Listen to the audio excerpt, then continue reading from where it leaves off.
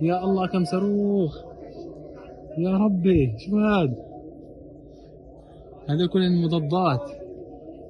يا الله شو يا لطيف.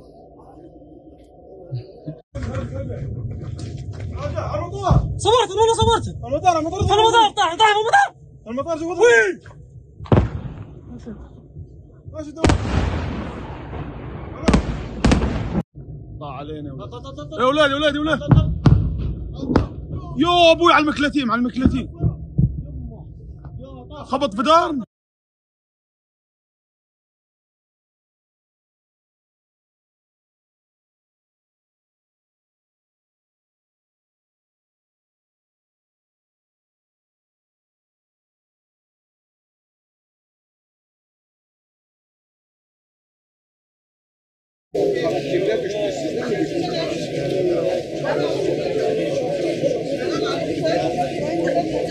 İsrail'in kurulduğu 1948'den İran İslam devriminin gerçekleştiği 1979 yılına kadar ilişkiler iyi. O zaman bu ihtilaf daha çok Arap-İsrail çatışması ihtilafı şeklinde formüle ediliyordu. Fakat 79 İslam devrimiyle beraber biliyorsunuz büyük şeytan Amerika, Hümeyni'nin deyimiyle işte onun ifade ettiği şekilde o şekilde İran'ın yöneticileri İsrail'i görmeye ve değerlendirmeye başladı ve gerilimi tırmandırmaya, daha doğrusu bir gerilim başlatmaya karar verdiler.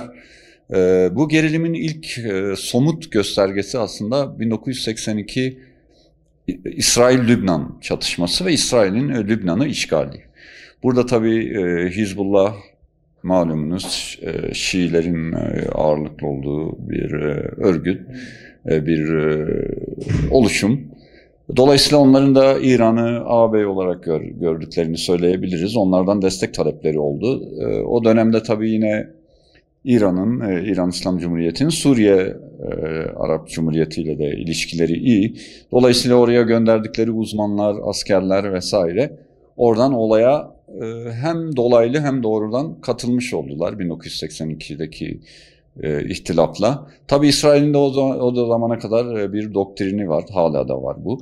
Önleyici olma. Nasıl önleyici olma? Bunun aslında tipik bir örneğini bir yıl önce, bu savaştan bir yıl önce 1981'de Irak'taki Osirak inşaat halindeki Osirak nükleer tesislerini vurmasında görebiliriz. Şu anda yine İsrail'in arzusu zaten İran'ın nükleer tesisleri tam olgunlaşmadan, meyvelerini belki de vermeye başlamadan önleyici bir şekilde imha edilmesi. Çatışmanın bir boyutu da zaten bu şekilde. Bu farklı boyutları olan bir çatışma. Bir tür hibrit savaş aslında diyebiliriz. Tarihsel perspektiften de bakarsak. Çünkü işte Stuxnet gibi siber saldırılar, virüsler, Mossad'ın İran içindeki faaliyetleri, bilim adamlarına suikastlar düzenlemesi, bu çok boyutlu çatışmanın çeşitli tezahürleri. İran'ın da yine vekilleri aracılığıyla desteklediği örgütler ve Şii müttefikleri aracılığıyla devamlı olarak İsrail'e karşı bir tırnak içinde tehlike artık oluşturması bu ihtilafın aslında çok derin her zaman için derinleşeceğini gösteriyor. Tabii son olay doğrudan bir saldırı, aslında biraz da kontrollü bir saldırı malumunuz. İran'ın bunu daha ABD dahil pek çok aktöre bu tür bir eylem gerçekleştirdiğini belirtmesi, duyurması aslında çok da tipik bir saldırı olduğunu da olmadığını da gösteriyor. Kontrollü bir şekilde cevap vermeye girişimi gibi değerlendirilebilir.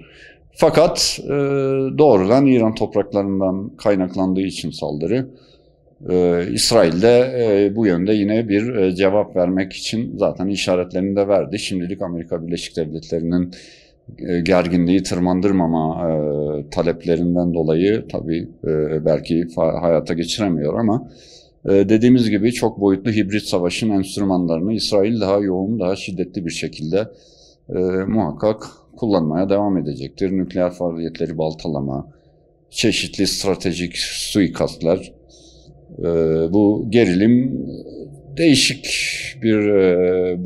boyutlarıyla tırmanacak. Fakat topyekün bir çatışma, ülkeler arası doğrudan çok büyük bir çatışma olasılığı şimdilik pek görünmüyor. Çünkü bütün bölgesel aktörler gerginliği azaltma, tırmandırmama konusunda mutabıklar.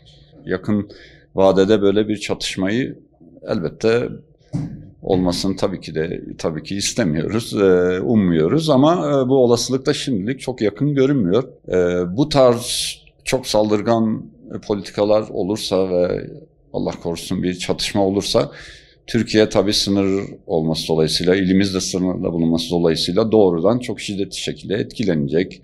Göç dalgaları gerçekleşebilir, olabilir. Daha önce Suriye Savaşı'nda zaten yaşadık bu süreci, bu durumu. Dolayısıyla Türkiye'nin orada tabii daha önleyici şeyler yapması lazım.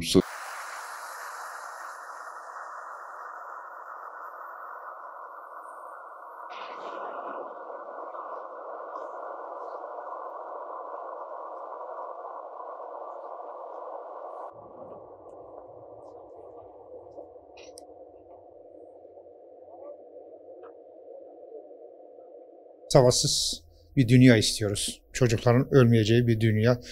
İnsanların daha kolay yaşayabilelim, daha kardeşçe yaşamak istediğimiz bir dünya istiyoruz öncelikle. Tabii işin başında öncelikle Filistin ve Gazze'ye ciddi bir ateş içerisinde. İnsani olarak vicdanımız rahatsızlık, Türkiye'ye, dünya verdiği gibi bizleri de ciddi anlamda rahatsızlık veriyor. İsrail'le İran'ın savaşı tabii ki dünyayı etkileyeceği gibi işin başında da bizim gibi sınırda yaşayan illerdir. Ciddi anlamda etkileneceğiz bu konuda. Tabii ki İran'la bir sınır ticareti alışverişimiz de var. Ağrı kendi yağında kavrulan bir ildir. En büyük belki Türkiye'de ciddi sıkıntılarla karşı karşıya olacak illerin başında Ağrı'dır, Van'dır veya Iğdır gibi illerdir. Tabii ki bu savaşın temennimiz olmaması, yaşanmaması. Demin de bahsettiğim gibi dünyada savaşsız bir dünya istiyoruz. Bu ile ilgili tabii ki başta Sayın Cumhurbaşkanımız ve dünya liderleri bu savaşı nasıl engelleyebiliriz? Zaman zaman açıklamaları oldu. İran'ın bundan sonra nasıl bir tepki verecek veya İsrail'in buna karşılık verecek vermeyeceğini bizleri endişelendiriyor.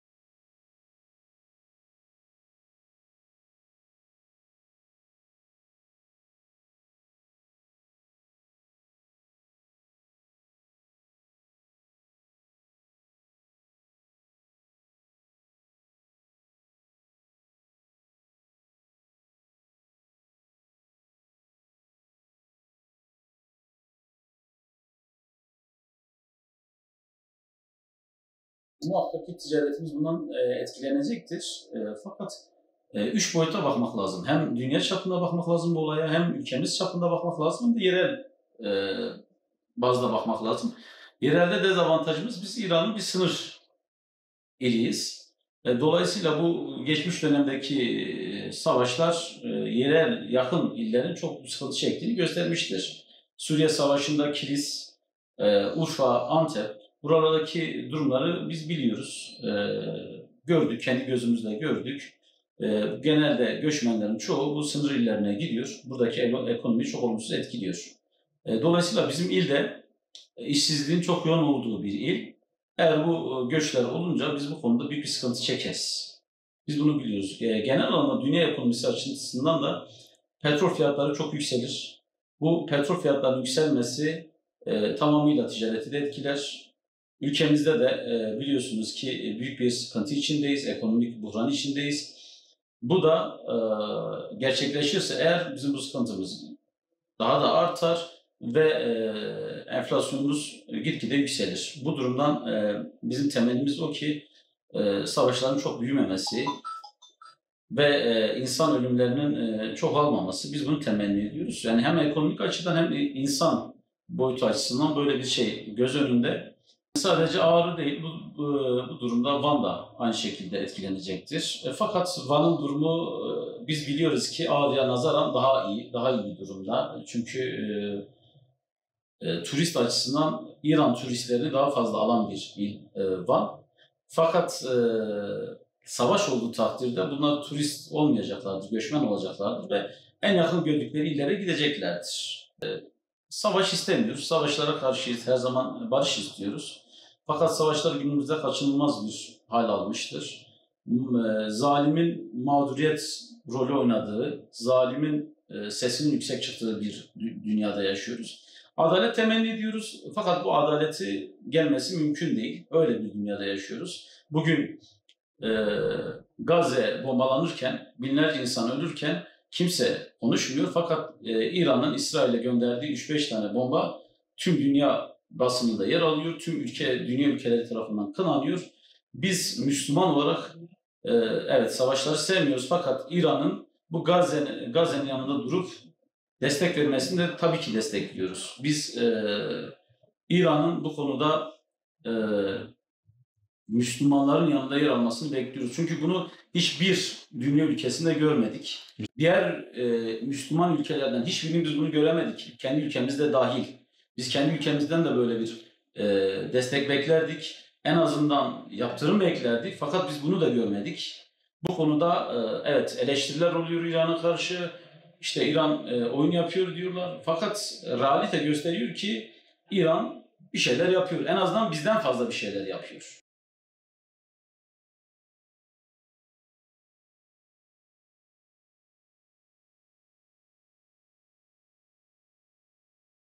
Haliyle sınırda olmasa bile normalde olan savaşlar bütün dünyadan ekonomiyi her türlü etkiler. Ya sınırda olmamız münasebetiyle zaten direkt etkiler. Hani yazın insanların buraya gelişi, turistlerin oluşu, ondan sonra ticaretin canlı oluşu misal bundan olumsuz etkilenir. Sınır kapısından özellikle yoğun bir ticaret var. Bu çok olumsuz etkilenir. Yani hiç girdi çıktı olmaz. Bir sürü insan bundan nemalanıyor. İşte nemalanıyor derken faydalanıyor. Ekmek yiyen insanlar var, günübirlik gidenler var, ticaret yapanlar var. Yani çok büyük çapta ve küçük çapta ticaret yapan insanlarımız var. Yani bunlar haliyle kesilecek ve bu hanelere yansıyacak. Bu yönüyle bakarsak ülkemizi, ekonomi yani civar özellikle illeri çok olumsuz etkiler. Bir yanımızda işin açığı ben çok vursun isterim. Çünkü Gazze'deki kardeşlerimizi düşününce yapılanları görünce de İran'ın özellikle İsrail'e vurmasını, İsrail'i tarumar etmesini de çok isterim canı gönülden. Ama hem bir iyi yönü varken hem de bir handikapı var. Bunu da göz önüne alırsak ülkemiz açısından, sınır illeri açısından ekonomik anlamda olumsuzluk yaratır. Yani böyle düşünüyorum ben. İsrail Savaşı'nda Ağrı'yı otomatikmen etkiler zaten. Çünkü savaş olduğu için o taraftan gelenler varsa da daha artık gelmez. Bütün ekonomi, bütün insanların aklı o tarafta olacağı için iş akışı düşer. Onun dışında da zaten dileriz Allah'tan İsrail yok olur. Biz onu istiyoruz. Çünkü Müslümanlara yaptığı zulmü, kafirlerin ortaya koyduğu fitne zaten has safhada. Bunu zannediyor insanlar, Müslümanlar yapıyor ama bilmiyor ki kafirler yaptığını. O yüzden Allah yardımcısı olsun İran'ın. O konuda İran'ı destekliyoruz. İsrail'le kim savaş açıyorsa onu sonuna kadar destekliyoruz. Ortalık herkes